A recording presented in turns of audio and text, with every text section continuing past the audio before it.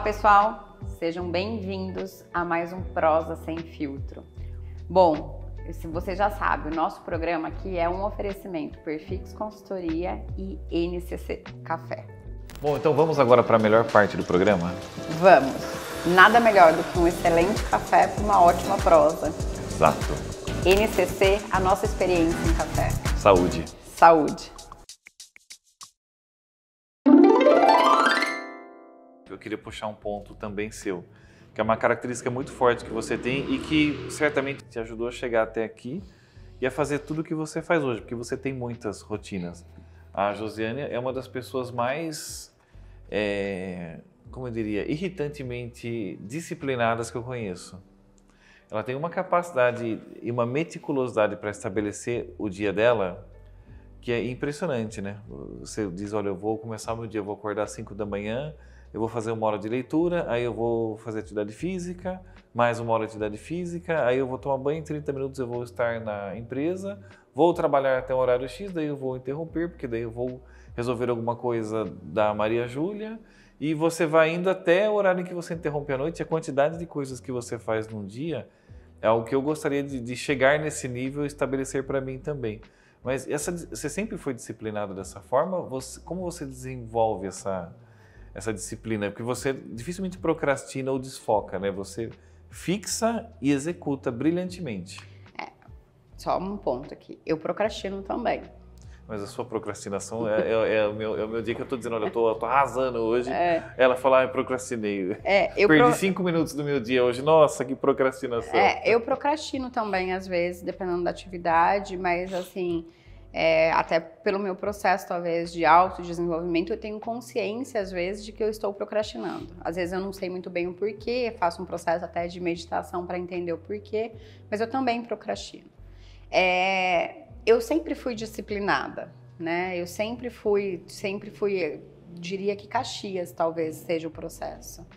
E talvez isso até venha um pouco da educação que minha mãe sempre me deu, assim, sabe? Uma fala da minha mãe era: se você combinou, cumpra, realize. Não importa se você vai ter prejuízo, se vai ser difícil para você.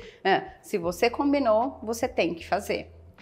E essa frase dela sempre teve muito presente na minha mente, né? Se eu combinei, eu tenho que fazer independente de qualquer coisa. E se você sabe que eu trago isso pro negócio até hoje, né? Então, o que acontece com toda essa história que a gente estava contando aqui e tal? Acho que o que me sustenta, o que me garante é a minha mentalidade que eu busco ter. Então, esses ensinamentos que minha mãe trouxe, que meu pai trouxe, com a observação de outras pessoas e tudo mais, a mentalidade é que me garante estar aqui. Então eu entendo hoje que eu sempre tive uma visualização, então um sentido de vida, e eu fazia uma visualização. Então eu usava uma técnica que a gente usa na psicologia de visualização de futuro. Eu já usava essa técnica, mas eu não tinha conhecimento técnico para isso, mas eu já fazia este processo.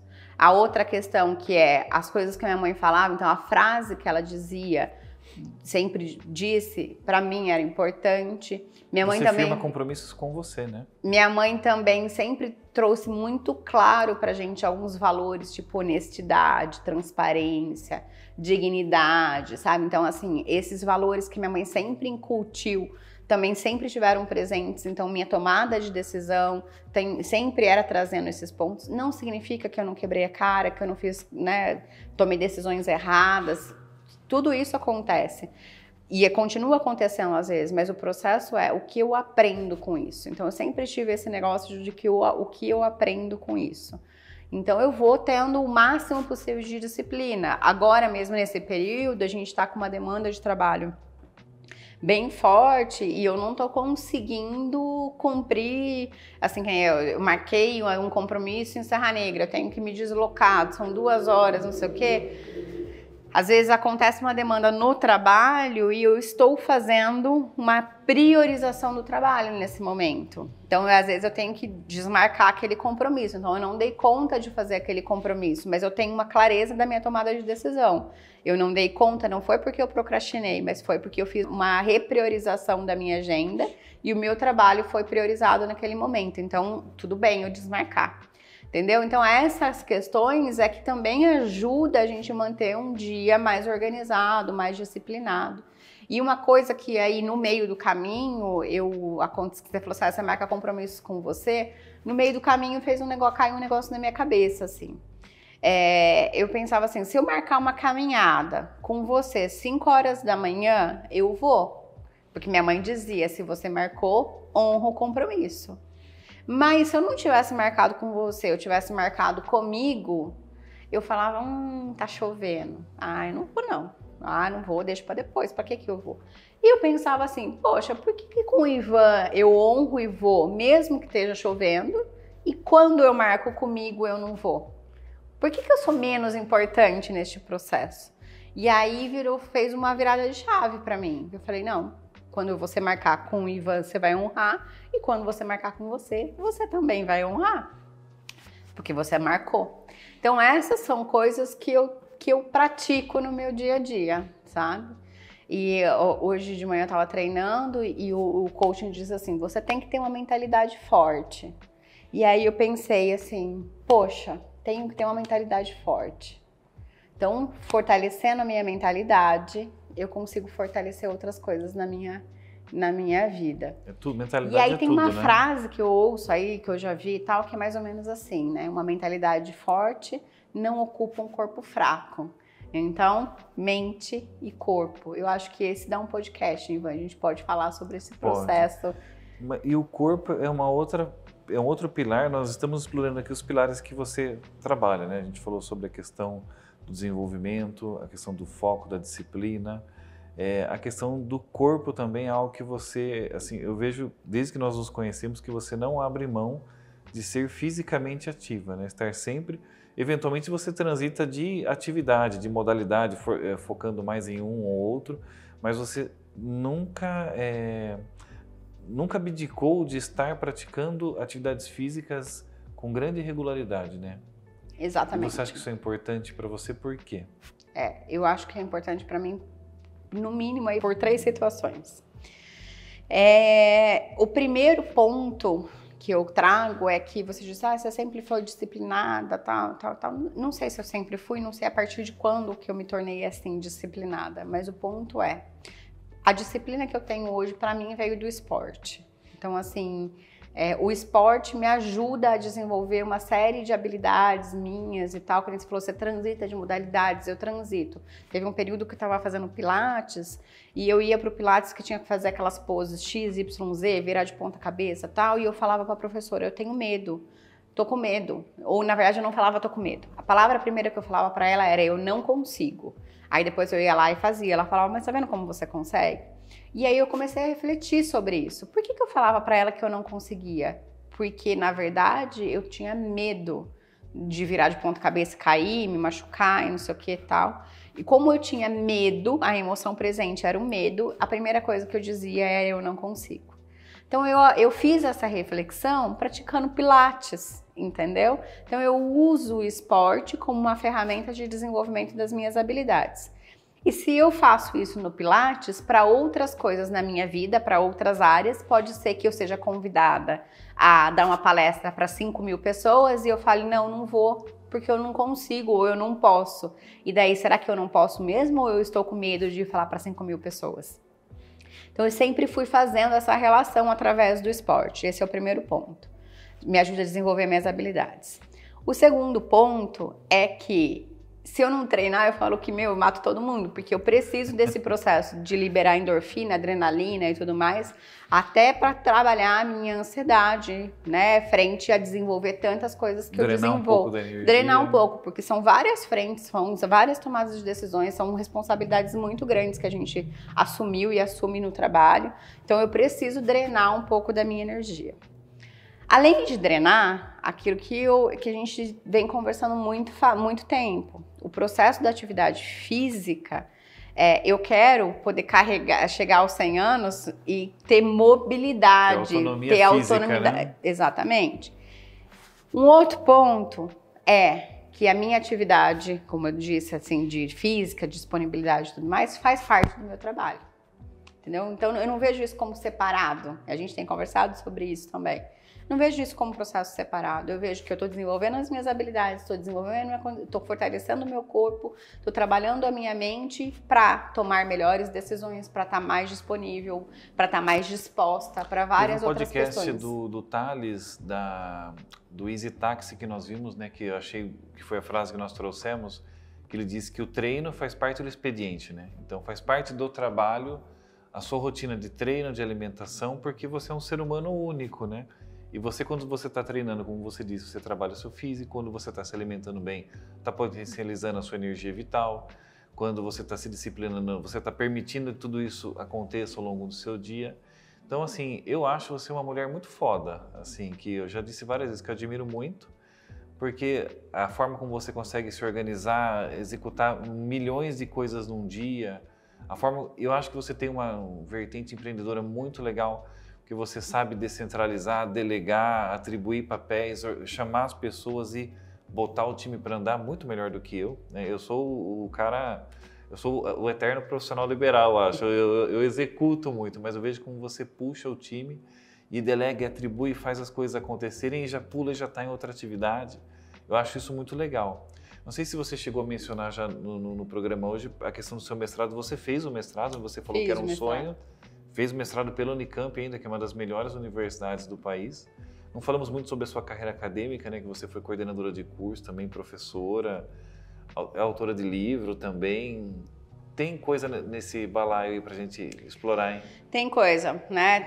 Quando o processo aí acadêmico começou na iniciação científica, que comecei a produzir artigo científico, então, assim, hoje tudo que a gente conversa, né, é baseado em muito estudo, muito livro, muita leitura, muito disso.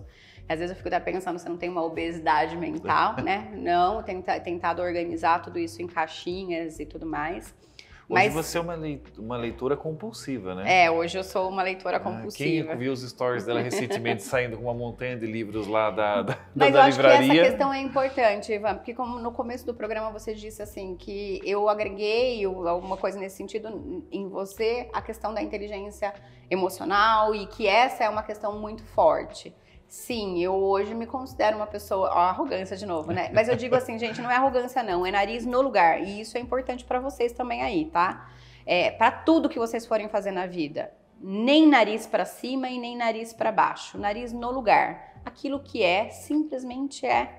Então, se você se considera uma pessoa inteligente, eu sou uma pessoa inteligente emocionalmente. Isso não significa que eu não sofra, que eu não tenho os meus momentos de tristeza, de alegria, de vontade de chorar. Esses dias eu mandei uma mensagem pra minha cunhada e falei, nossa, tá acontecendo várias coisas aqui, ela tá fora. Eu falei, tá acontecendo várias coisas aqui no Brasil, não sei o que. Ela falou, eu falei pra ela, tô tão indignada que a vontade que eu tenho nesse momento é só de chorar. Porque a emoção era tanta que eu também tenho essa questão de querer, às vezes, chorar só pra extravasar. Mas eu considero que eu tenho uma inteligência emocional que eu consigo lidar. Só que eu tive que desenvolver muito essa inteligência emocional por vários pontos da minha vida que eu passei, da separação dos meus pais, das dificuldades que eu tive e tudo mais, de referência e tudo mais. E eu tive que desenvolver a inteligência emocional, acho que por vários fatores que eu passei na minha vida. E aí, um braço, um pé, né, um ladinho manco, foi a inteligência cognitiva. Que eu não acho que eu não seja inteligente, mas assim... Eu tenho mais dificuldade, na faculdade eu tinha que sentar na frente do professor, porque se eu não sentasse na frente, qualquer coisa que acontecesse me dispersava e aí o professor me perdia, eu não conseguia mais acompanhar, que eu falo, né, que eu tenho uma dislexia, um nível... chegar nisso, e ela se autodiagnosticou disléxica, é uma coisa interessante. Mas eu tenho um nível ali, uma dificuldade que é diferente de você. Você lê 2, 3 frases, você dá uma aula sobre aquele assunto, né? Que foram necessidades diferentes, a gente pode conversar e a gente vai conversar sobre isso. Eu usei a inteligência emocional para me garantir e me manter viva. Como ferramenta de sobrevivência. Como ferramenta de sobrevivência. Você utilizou a sua inteligência cognitiva como uma ferramenta de sobrevivência. E quando a gente uniu esses dois pontos, eu estimulei em você o desenvolvimento da sua inteligência emocional e você estimulou em mim o desenvolvimento da minha inteligência cognitiva. E aí eu descobri o mundo dos livros, o mundo do estudo, o mundo de explorar este processo. E hoje eu percebo que a minha inteligência cognitiva está sendo desenvolvida, está sendo aprimorada, eu tenho me interessado por assuntos que eu jamais imaginava que eu iria me interessar, entendeu? Então eu acho que, e essa para mim é a beleza da vida, o processo processo de desenvolvimento, de descoberta e de constante transformação. E mesmo assim, né, Ivan, olha só como que é, você falou do mestrado, né? Aqui no mestrado tem um processo muito interessante. Eu tive que fazer uma prova de proficiência em inglês. E eu, tipo, não eu falo inglês assim, né? O básico do básico do básico, né? E fazer uma prova de proficiência em inglês era uma coisa que... Mas eu não queria saber como eu ia fazer. Eu queria estar dentro do mestrado. Eu passei no processo seletivo do mestrado na Unicamp, passei. Depois, esse é o primeiro passo. Vou passar aqui. Depois, vai ter que fazer a prova de proficiência em inglês. Daí eu vejo o que eu vou fazer. Como que eu vou fazer. Fiz a primeira vez, fui reprovada. Fiz a segunda vez, aí eu passei na segunda. Porque eu acho que eu tinha 2 chances só. A primeira eu reprovei, a segunda eu tinha que passar. Então, assim, eu estudava inglês, hoje eu não consigo reproduzir 1/3 do que eu estudei para passar nessa prova de inglês, porque já faz 10 anos, eu acho isso. Tenho dificuldade, mas eu não sei, ou sei, né? A clareza era tão grande que eu queria fazer o mestrado, que eu precisava, para ter o título de mestre, eu precisava passar nessa prova, que eu sentava a bunda todo dia, todo final de semana e estudava a tal do inglês para poder passar nessa prova de... Passei com 6, que era o que tinha que passar, mas passei, entendeu? A questão é quando você tem clareza do que você quer, você enfrenta todos os desafios para chegar lá, né? Tinha dias que eu vim embora da Unicamp me sentindo a pessoa mais burra do mundo, que eu caía na cama ali, ficava deitada, prostrada, assim, tipo, chorando, acabada, porque eu era burra e não conseguia entender as coisas que estavam acontecendo. Mas no dia seguinte eu levantava, me trocava e ia embora para a Unicamp de novo. Entendeu? Então, assim, não é possível. A questão a minha mentalidade era assim, se alguém consegue, eu também consigo. É só uma questão de como. Então, se é possível para alguém, é possível para mim também. É só uma questão de como. E aí, o processo foi acontecendo, aconteceu, me tornei mestre. Hoje nem sei se eu uso muito esse título, mas assim, o título foi muito mais para mim, no sentido de eu queria ser mestre, que queria fazer um mestrado, era um sonho desde a graduação, eu realizei esse sonho e aí não fui pro doutorado e tudo mais. Mas como eu gosto de estudar, né, Ivan? O ano passado eu finalizei mais uma pós-graduação em neurociência. Então eu gosto desse processo de estudar, eu me divirto com isso, eu gosto de aprender para mim, eu gosto de aprender para o outro, entendeu? E hoje você tem como frente de atuação a Perfix como seu principal empreendimento, a empresa de consultoria. Você tem carreira acadêmica também ainda, né, como docente, como pesquisadora. E você atua como mentora também atualmente, né? Como é que é o processo de mentoria? O processo de mentoria, eu digo que assim, eu me conectei com ele até para não sair desse processo do desenvolvimento humano. Então, eu faço acompanhamento de mentorias para as pessoas que estão querendo trabalhar um pouco mais dessa organização delas e tudo mais. Normalmente são mulheres que estão querendo ou transitar de carreira, ou potencializar o negócio delas. E eu tenho duas linhas. Essas mulheres que estão nesse caminho e tem as jovens, né? As mulheres jovens ali que estão ou iniciando uma faculdade, e aquele primeiro ano de faculdade que fica meio que na angústia, porque está saindo da casa dos pais e indo para um ambiente diferente, ou para quem ainda está fazendo a escolha profissional. Então eu trabalho olhando para essa carreira, para o processo de carreira, orientação profissional, só que como eu trago do mestrado esse processo de desenvolvimento de carreira como algo desenvolvimentista, eu não vejo a carreira como um pilar isolado na vida do indivíduo, da pessoa. Eu vejo a carreira como um dos papéis que ela desempenha ao longo da vida dela. Sim. E é assim que eu vivo a minha vida também. Então eu não vejo o trabalho como algo isolado, eu vejo o trabalho como algo que pertence à minha vida e tudo mais, entendeu? E falando de mulheres, né, eu queria tocar num ponto agora, maternidade. E hoje uma das figuras que mais aparece no seu Instagram também é a Maria Júlia, né? E conta um pouquinho assim, como é que foi esse processo de ser mãe, né? Totalmente planejado e programado para aquele momento. E quando você teve a Maria Júlia, e agora? Foi um período muito turbulento na nossa vida também, né? Essa questão do... Sim, eu acho que foi um momento nada preparado e nada planejado. Não foi um acidente, porque assim, foi desejado. Assim, não... Foi uma tomada de decisão consciente. Mas não era um projeto de vida, não era um né? projeto de vida, era do tipo, se acontecer tudo bem, mas se não acontecer tá tudo bem também. Então não era uma coisa de que, é o meu sonho da minha vida. Nunca foi o sonho da minha vida me tornar mãe, até o dia que eu me tornei.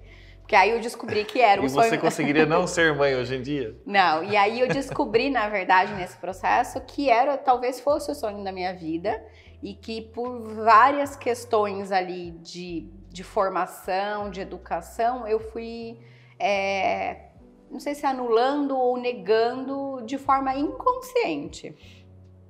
Porque se eu tivesse começado a desempenhar esse papel de maternidade antes da idade que eu comecei, eu seguramente teria uns 2, 3, 4, ou quanto a minha condição financeira desce para aguentar, porque eu gosto do processo de ser mãe.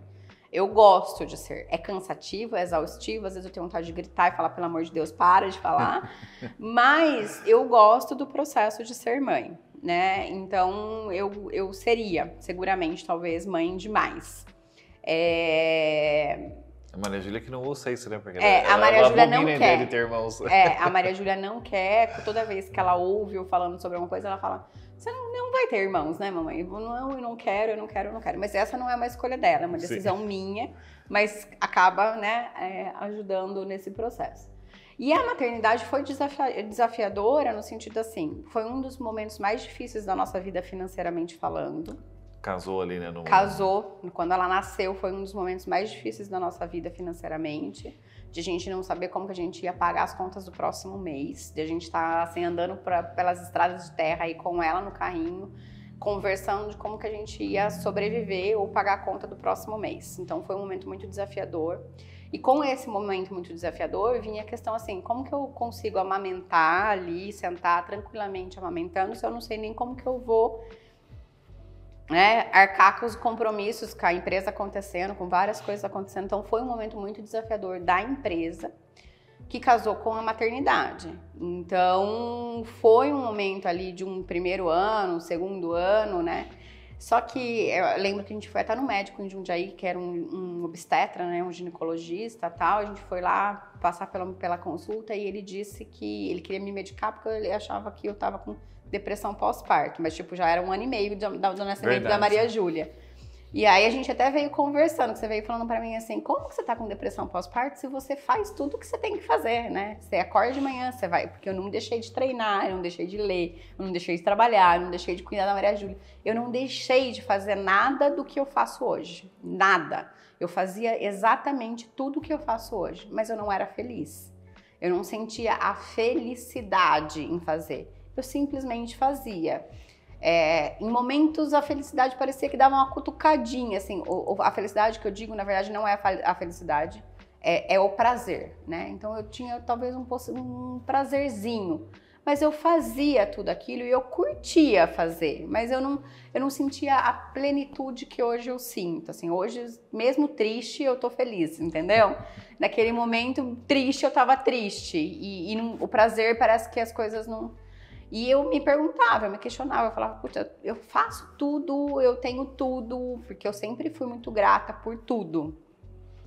E por que eu não sinto essa felicidade que antes eu sentia? Este era um pensamento que eu me peguei várias vezes, assim, tendo.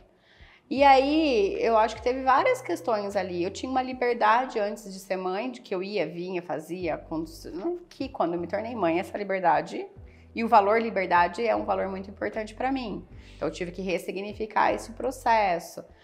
Foram várias coisinhas que foram acontecendo, fui reajustando. A Perfix, eu tinha assim, nossa, será que eu gosto disso ainda? Será que eu ainda quero isso? Será que eu tenho ainda prazer com isso? E aí eu fui trabalhando, foram acho que uns 2 anos e meio trabalhando isso em mim. E quando eu falo isso, parece que eu fiquei 2 anos e meio, 3 anos parada em casa, sendo dona de casa e fazendo. Não, eu não mudei a minha rotina. Eu trabalhava na Perfix, eu treinava, eu cuidava da Maria Júlia, eu estudava, eu continuava buscando as coisas.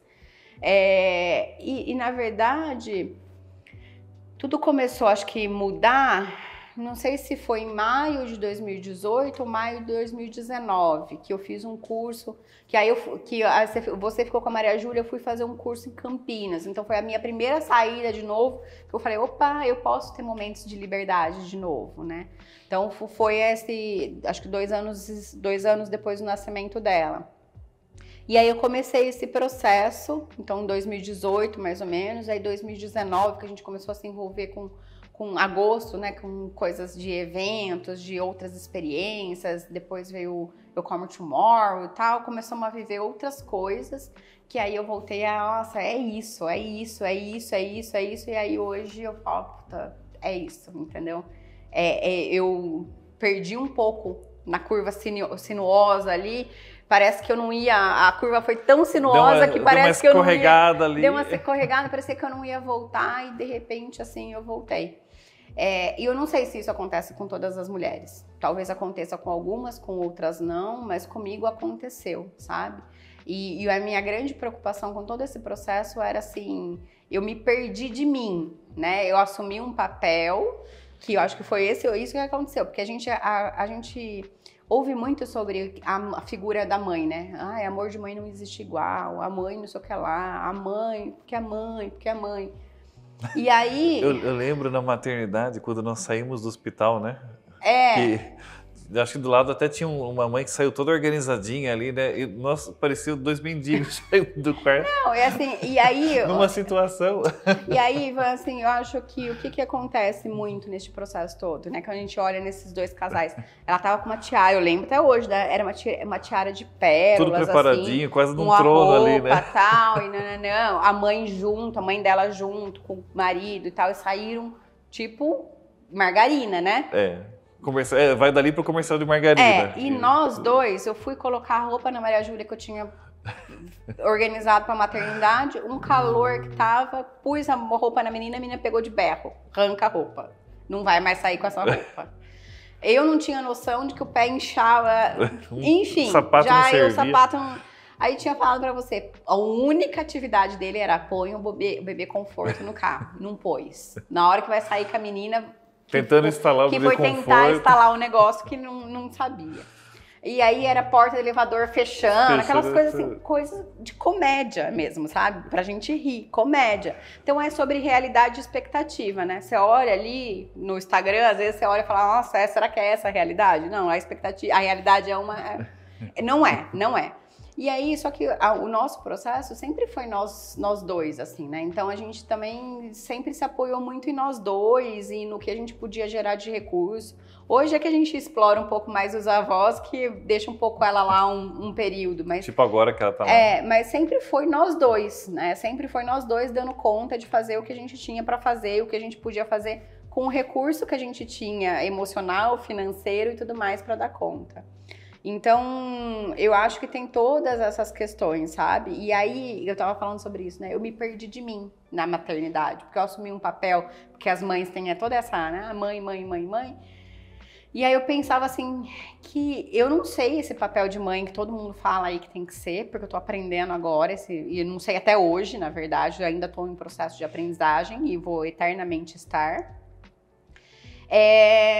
Eu não sou mais aquela pessoa que eu era antes ou que eu achava que eu era. E quem eu sou agora, entendeu? Era essa a questão. Quem eu sou agora com esse papel que eu não sei. E aí eu acho que acontece isso na maternidade e a gente começa a viver a vida do filho. E aí o filho com 20 anos vai para a faculdade, vai viver a vida dele e a gente é quem ali? Então talvez esse conflito que eu vivi no começo, não sei se eu vou viver quando a Maria Júlia tiver 20 anos, mas talvez tenha mães que não vivam isso naquele começo, mas vão viver quando o filho tiver 20 anos, entendeu? Porque passou vivendo a vida deles, assim. Então, é uma questão que eu vivo constantemente, né? Eu estou aqui para apoiar, para ajudar, para estimular, para educar, para fazer o melhor. Mas não pode deixar de ser a Josiane. Mas eu não posso deixar de ser quem eu sou, com as minhas características, do que eu gosto, do que, né? E isso às vezes eu trabalho muito com a Maria Júlia, que ela pergunta, mas mamãe, você gosta disso? Eu falo, eu gosto. Mas você precisa saber se você gosta, porque você é um ser diferente de mim. E o seu gosto não precisa ser o mesmo que o meu porque eu não vou te amar mais ou menos se você gostar da mesma coisa que eu gosto, né? Porque às vezes ela fala, eu vou querer isso aqui. Tudo bem pra você? Você não vai ficar chateada? Não, eu não fico chateada, porque o seu gosto é o seu gosto, é a sua vida, né? E aí a gente pode até entrar numa questão, né? Nós fomos escolhidos para trazer eles ao mundo aqui, para orientá-los por um período, mas a vida é deles, né? E vou amar e tem todo o meu sentimento, medo e tudo mais, mas a vida é dela e eu tô aqui para apoiar, para respeitar as escolhas dela, né? E para segurar as pontas quando ela fizer a escolha cagada e às vezes precisar de ajuda, precisar de colo, né? Porque normalmente quando a gente faz cagada, às vezes a gente não precisa que alguém resolva o nosso problema. A gente só precisa de colo. E o futuro? A Josiane agora que é uma mulher 40 a mais, o que você pensa para os seus planos de futuro? Futuro Deus pertence? Não pode ser assim, porque você é muito organizada para dizer uma frase dessa. Não é assim. Na verdade, meu futuro, eu pretendo viver o máximo que eu puder viver, né? O máximo que eu quero estar, eu quero ser 100 mais, né? A partir dos 100 aí, tudo bem, mas até 100 eu não queria ir. Não aceito menos que isso. Não aceito menos que 100 anos. Com plena consciência, lógico, né? Não quero ficar também numa cama, eu quero estar em movimento, mentalmente, fisicamente, e eu faço o que eu faço hoje para construir o meu futuro neste aspecto. Quero continuar estudando, quero continuar me desenvolvendo enquanto pessoa, e eu acredito, eu até fiz uma live com a Maria Lúcia essa semana, e é muito assim o que ela vive também. Eu tenho sempre a aprender, e eu estou aqui para aprender e me desenvolver, e eu quero fazer isso até os 100 anos. Estou trabalhando por uma liberdade financeira e eu pretendo alcançar aos 50 anos, mas não para parar de trabalhar, mas só para continuar trabalhando sem ter que me preocupar com dinheiro, só me preocupando com viver a minha vida mesmo. Eu acho que são esses os sonhos agora, assim. Não sei se tem mais. Demais, hein? Demais. Gostei muito de ouvir a sua história. É isso, não me canso na verdade, de ouvir e reouvi-la. Na verdade, né, Ivan, deu mais do que de uma prosa, né? Essa prosa foi uma prosa longa, deu algumas né? prosas, hein? Essa foi uma prosa bem de restaurante mesmo, Essa né? foi uma prosa de restaurante. E normalmente a gente gosta de fazer. Acho que o movimento até foi legal que a gente fez, porque nós temos várias prosas nesse sentido, quando a gente está num restaurante, quando a gente está em casa e tudo mais. E o objetivo do Prosa Sem Filtro é esse, é trazer a nossa prosa para as pessoas, para que as pessoas possam acompanhar. Então, espero que tenha contribuído de alguma forma. Com certeza. Até a próxima prosa. Toda semana tem uma prosa nova para você. Nos acompanhe, curta, compartilha, enfim, estamos aí. Obrigado, pessoal. Até a próxima.